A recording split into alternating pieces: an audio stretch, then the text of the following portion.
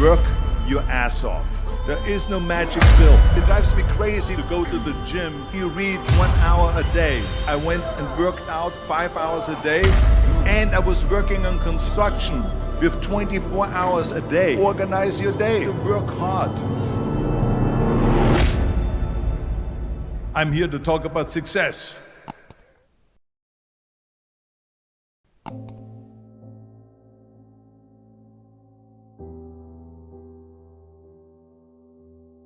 I went to college.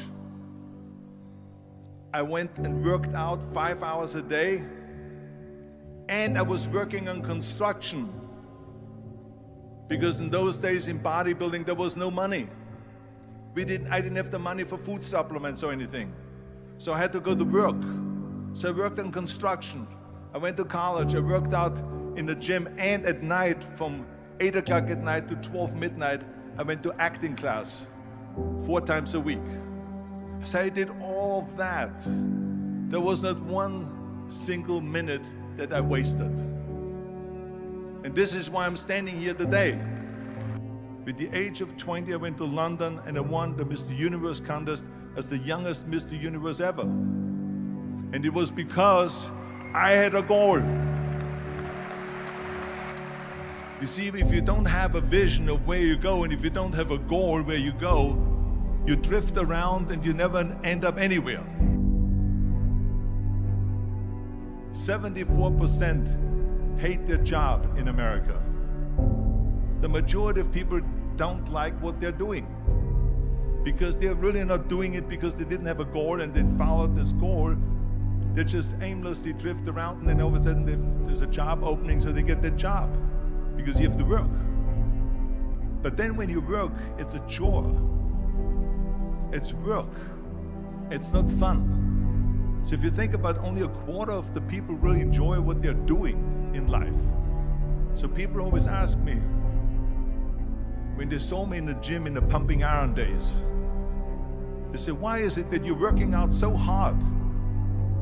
5 hours a day, 6 hours a day, and you have always a smile on your face. The others are working out just as hard as you do, and they look sour in the face. Why is that? And I told people all the time, I said, because to me, I'm shooting for a goal. In front of me is the Mr. Universe title. So every rep that I do gets me closer to accomplishing that goal, to make this goal, this vision, turn into reality. Every single set that I do, every repetition, every weight that I lift will get me a step closer to turn this goal into reality. So I couldn't wait to do another 500-pound squat. I couldn't wait to do another 500-pound bench press. I couldn't wait to do another 2,000 reps of sit-ups. I couldn't wait for the next exercise. So let me tell you something, visualizing your goal and going after it makes it fun. You got to have a purpose. No matter what you do in life, you got to have a purpose. And Muhammad Ali worked his butt off, and I saw it firsthand. And I remember that there was a sports writer that was there in the gym when he was working out and he was doing sit-ups. And they asked him, how many sit-ups do you do? And he said, I don't start counting until it hurts. Now think about that. He doesn't start counting his sit-ups until he feels pain. That's when he starts counting. That is working hard. And so you can't get around the hard work. It doesn't matter who it is. Work your ass off. There is no magic pill.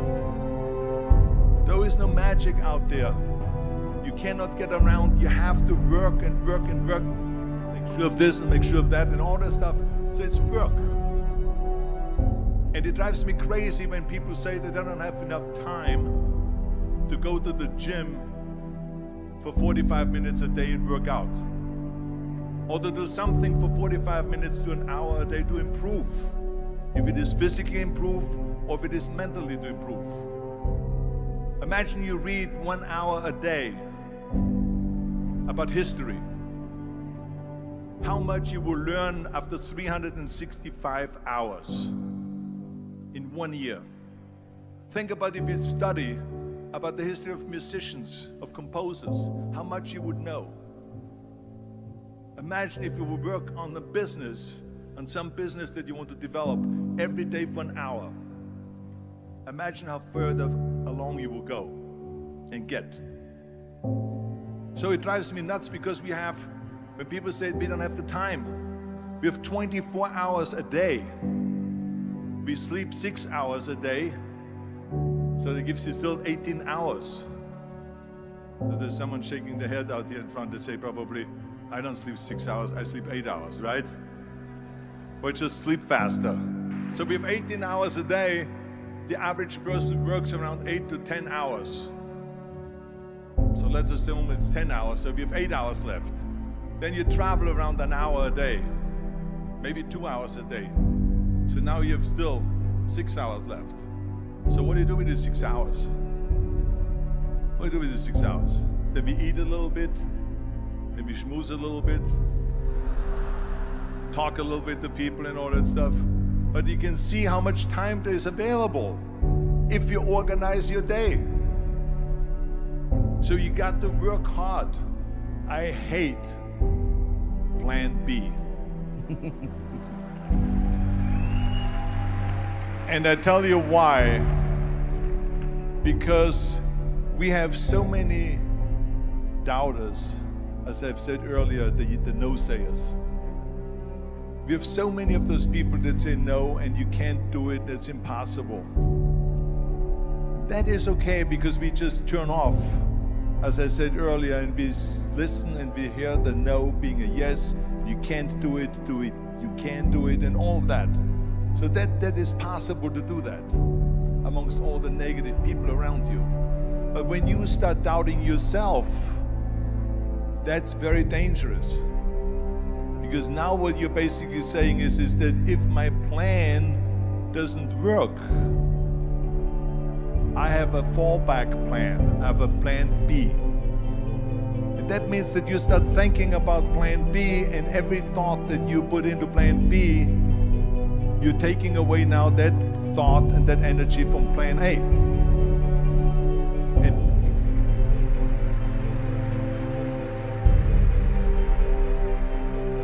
And it's very important to understand that we function better if there is no safety net, because plan B becomes a safety net. It says that if I fail, then I fall and I get picked up and I have something else there that will protect me. And that's not good, because people perform better when there's no safety net. People perform better in sports and everything else if you don't have a plan B. I'm telling you, I've never ever had a plan B. I made a full commitment that I'm gonna go and be a bodybuilding champion. I made a full commitment that I'm gonna be in America. I made a full commitment that I'm gonna get in the show business and I'm going to be a leading man. No matter what it takes, I will do the work. I will do the work over and over and over until I get it. And the same was in politics, in everything like that. So to me, it is very dangerous to have a plan B, because you're cutting yourself off from the chance of really succeeding. And the reason, one of the main reasons why people want to have a plan B is because they are worried about failing. What is if I fail, then I don't have anything else? Well, let me tell you something, don't be afraid of failing, because there's nothing wrong with failing. You have to fail in order to climb that ladder. There's no one that doesn't fail. Michael Jordan said in one of his interviews, when they said, "You're unbelievable, you're the greatest basketball player of all times." I mean, tell me about that. And he says, well, you're just mentioning the successes. But he says, for me to become the greatest basketball player, I missed 9,000 shots when I was playing basketball at the NBA games. So during these games that he was so successful, he missed 9,000 shots. Does it make him a failure? No. He's one of the greatest basketball players of all times, but he failed 9,000 times. Do you get it? We all fail. It's okay.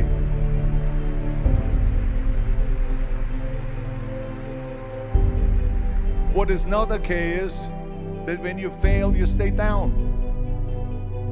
Whoever stays down is a loser.